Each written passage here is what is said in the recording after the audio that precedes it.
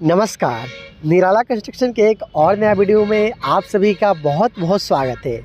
दोस्तों, मैं इंजीनियर प्रभात कुमार सिंह आज आप सभी को एक बनता हुआ घर का साइट से अब तक का किया गया जो पूरा काम है इसके बारे में बताऊंगा। और इस घर को बनाने में प्लिंथ लेवल तक का जो काम आप देख पा रहे हो, इतना करवाने में कितना रुपये का खर्चा आया है, इसके बारे में भी आप लोग को पूरा जानकारी देना चाहता हूँ। बहुत सारे लोग अपने बनने वाले घर के लिए प्लानिंग कर रहे होते हैं, लेकिन उनको अंदाज़ा नहीं चल पाता है कि आखिर उनका बनने वाले घर में कितना का खर्चा है वो आ सकता है।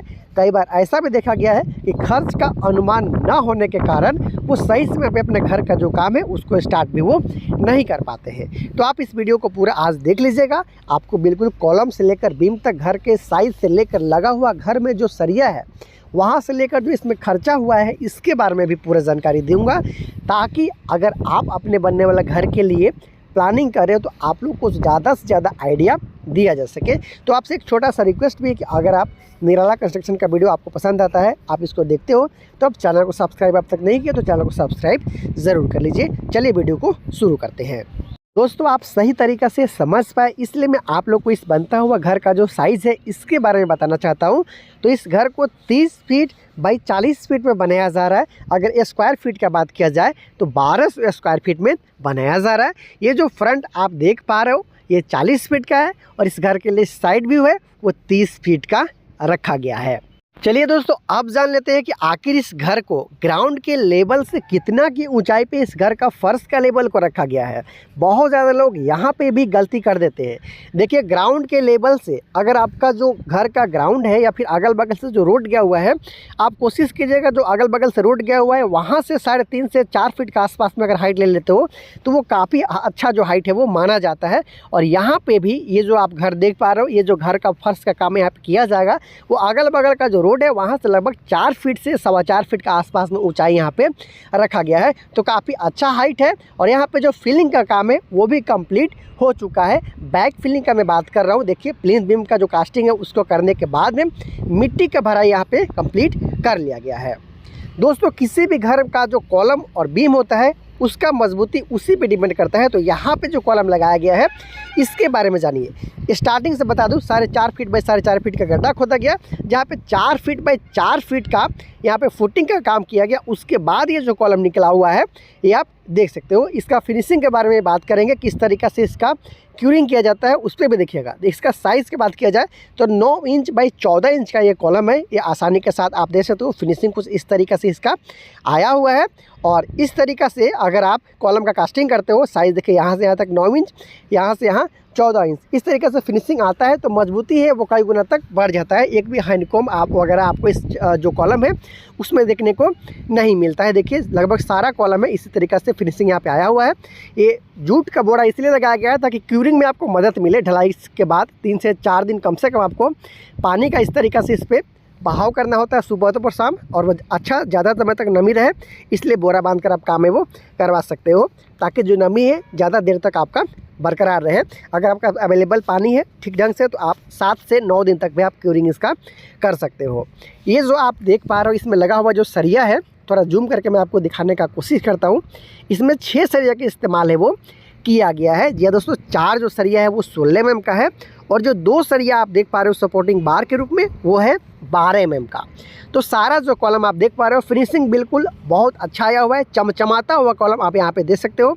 इधर आपको 3 कॉलम देखने को मिलता है। अगर नंबर ऑफ टोटल कॉलम की बात किया जाए तो देख सकते हो 3 कॉलम आपको वहाँ पे देखने को मिलता है, फिर 3 कॉलम आपको इस लाइन पे देखने को मिलता है, उसके साथ साथ फिर 3 कॉलम आपको यहाँ पे देखने को मिलता है, उसके साथ साथ फिर 3 कॉलम आपको यहाँ, और फिर 3 कॉलम आपको उधर देखने को मिल जाता है। टोटल 15 कॉलम के साथ में यहाँ पे जो घर का काम है वो किया जा रहा है।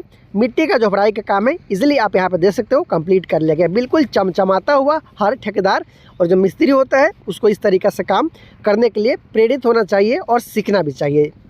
दोस्तों इस घर में लगा हुआ खर्च के बारे में बताऊंगा, लेकिन जब तक आप काम को ठीक ढंग से नहीं समझिएगा, जब तक अपने बनने वाले घर के लिए जो लगने वाला खर्चा है उसके बारे में आप नहीं जान पाएंगे। इसलिए पहले आप काम को देखिए। जैसे कि कॉलम के बारे में आपने जान लिया, जो इसका साइज़ है घर का उसको जान लिया है, लेकिन ये जो बीम है इसको किस तरीके से बनाया गया और कितना सरिया का इस्तेमाल किया गया है आप इसके बारे में भी जानिए। देखिए इसका जो टॉप है वो 9 इंची का रखा गया है। जहाँ पर ब्रिक वर्क होता है, जहाँ पर घर का जो दीवार है उसका जोड़ाई किया जाता है वो यहाँ पर किया जाता है। और ज़्यादातर आप किसी भी साइज़ का बीम रख लो डेप्थ वाला, लेकिन ऊपर में आपको 9 इंच के आसपास में ही देखने को मिलेगा। हालांकि डेप्थ आप बढ़ा सकते हो, ज़्यादा दूरी पे कॉलम है तो गहराई है उसको आप बढ़ा सकते हो। जैसा कि यहाँ पे 9 इंच में 12 इंच के कॉलम का इस्तेमाल किया गया है। यहाँ से ज़्यादा आप अच्छे तरीके से समझ सकते हो। देखिए यहाँ पे तो ईंट का जोड़ाई होगा वो 9 इंच का ज़्यादातर घर में रहता है, और डेप्थ को आप घटा बढ़ा सकते हो इसका मोटाई का, क्योंकि लोड जितना आता है उसके अनुसार आपको इसका जो मोटाई है उसको आपको रखना होता है। तो 9 इंची पे 12 इंच के वो जो सारा बीम आप देख पा रहे हो, चाहे वो प्राइमरी बीम हो या फिर सेकेंडरी बीम हो, आउटर बीम हो, इनर बीम हो, देख सकते हो जो प्रत्येक घर का बीम है ना इसी साइज़ का लगाया गया है। और इसमें 4-4 सरिया का प्रयोग किया गया है 12 mm का। देखिए कुछ इस तरीक़े से यहाँ पे जो बीम का काम किया गया है, जहाँ पे ब्रिक वर्क होना है प्रत्येक जो बीम है साइज़ सेम रखा गया है 9 इंची बाई 12 इंची। साथ में आप यहाँ पे देख सकते हो जो लगा हुआ सरिया है वो यहाँ पे 4 की संख्या में सरिया का इस्तेमाल है वो किया गया है। 12 mm का 4 सरिया का इस्तेमाल किया गया है, 8 mm का रिंग का इस्तेमाल किया गया है।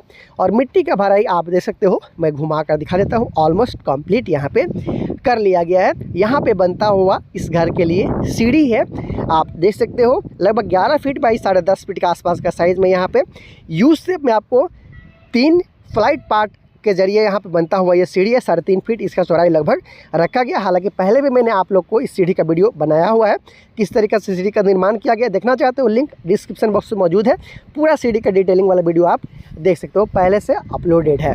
तो इस तरीके से इसका काम है वो किया जा रहा है। और इस सीढ़ी में आप 12 mm या फिर 10 mm का सरिया का इस्तेमाल है वो इजीली करवा सकते हो। जैसा कि यहाँ पे भी आप देख पा रहे हो कि 12 mm का सरिया का इस्तेमाल किया हुआ है। अगर कुछ दिन तक आपको सीढ़ी का जो काम है रुक कर करवाना है तो 12 mm का दीजिएगा, क्योंकि कुछ दिन तक छोड़ते हो तो हो से उसमें रस्ट वगैरह आ सकता है, तो ऐसा में आपका सीढ़ी कमज़ोर हो सकता है।